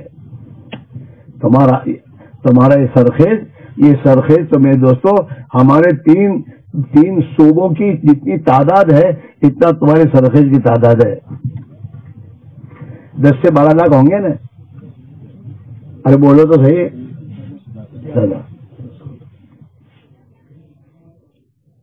آپ سوچو کتنی فکر کرنے کی ضرورت ہے، اور اللہ آپ سے کام لے گا۔ لیکن ایک بات یاد رکھو، من تقرب الیہ شبرا تقربت الیہ ذراعا۔ جب تک آپ اپنے دل میں اس بات کو نہیں لوگے کہ ہمیں ہمارے سرخیز میں محنت کر کے اس بات پر سرخیز کو لانا ہے اور محنت کرنی ہے۔ اے بچے، اے بھائی بیٹھ جاؤ، جب آئے ہو تو آخر تک بیٹھو۔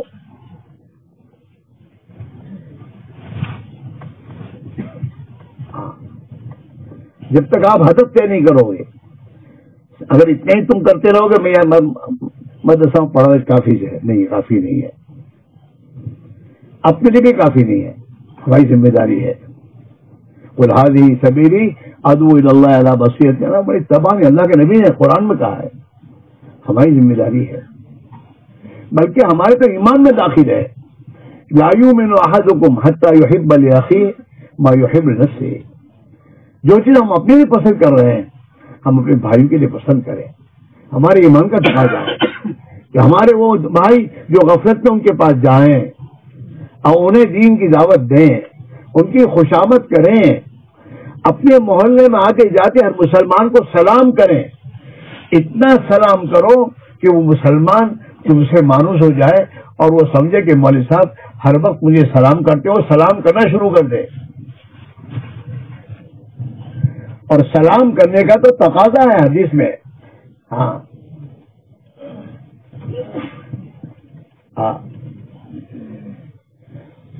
لا تدخل الجنة إلا حتى تؤمنوا، لا تدخل الجنة حتى تؤمنوا ولا تؤمنوا حتى تحابوا ولا تحابوا حتى تحابوا اولا ادلكم على شيء اذا فعلتموه تحاببتم افشوا السلام بينكم، لا تدخلوا الجنة حتى تؤمنوا ولا تؤمنوا حتى تحابوا افلا ادلكم على شيء اذا فعلتموه تحاببتم افشوا السلام بينكم۔ اگر ہمارے یہ علماء سلام کو زندہ کر دیں اور ہر ایک کو سلام کرنا شروع کر دیں تو میرے تو محلے میں سلام زندہ ہو جائے گی، سلام زندہ ہوگی، آپس میں محبتیں پیدا ہونا شروع ہو جائیں گی، اور آپس میں محبتیں پیدا ہونا شروع ہو جائیں گی تو محبت میں تو آدمی اپنے جس سے محبت اس کی بات سنتا ہے مانتا ہے۔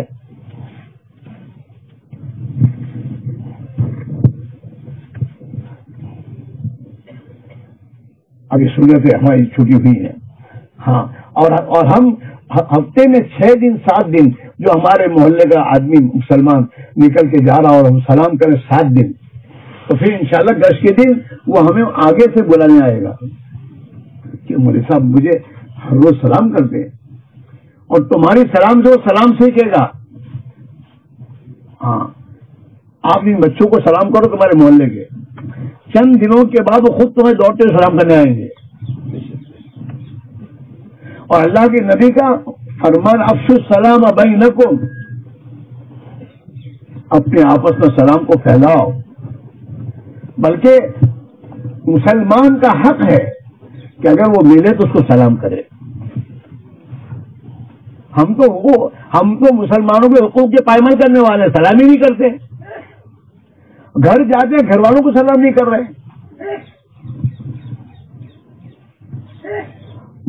بچوں کو ہم سے محبت کب ہو جب کہ سلام تو کرو گھر میں جا کر، بیوی کو سلام تو کرو، بیوی کے ہاتھ کا پکا ہوا کھانے میں شرم نہیں آتی اور سلام کرتے شرم آتی ہے، یہ کون سی بات ہے؟ اور عائشہ فرماتی رضی اللہ تعالیٰ عنہ حضور پاک علیہ الصلوۃ والسلام ہمارے گھر میں آنے سے پہلے ہم کو سلام کرتے تھے، اگر ہم میں کوئی سو جاتا تھا تو اتنی آہستہ سلام کرتے تھے کہ سونے والا جاگے نہیں، لیکن سلام تو کرتے تھے وہ لوگ۔ تو یہ تمام چیزیں زندہ ہوں گی تمہارے ذریعہ کے ذریعے، عمل سے عمل زندہ ہوتا ہے۔ مدرسوں میں جو بچے آپ کے پاس پڑھتے ہیں انہیں تلقین کرو کہ بیٹا گھر میں سلام کیے بغیر داخل نہ ہونا، گھر میں سلام کرنے والا اور گھر سے سلام کر کے نکلنے والا اللہ تعالیٰ اس عمل سے اس کے گھر میں برکتوں کے دہانے کھول دیتا ہے، کتابوں میں آتا ہے۔ ہمارے اسباب تو یہ ہیں، ہاں، اس لیے بھائی میرا عزیزو آپ صاحب کہہ رہے ہیں حضرت الیاس رحمۃ اللہ علیہ جو سال مانگا ہے علماء سے کہ علماء سال لگائیں اور امت میں چل پھر کر محنت کریں۔ اس محنت میں ایک بات ہے، جب سال لگاؤ گے نا تو پہلے دن سے پھر ایسا ہوگا کہ تو پھر اللہ پہلے دن سے اللہ بولنا شروع کر دو گے، اللہ بہت اللہ آسان کر کے بھائی نہ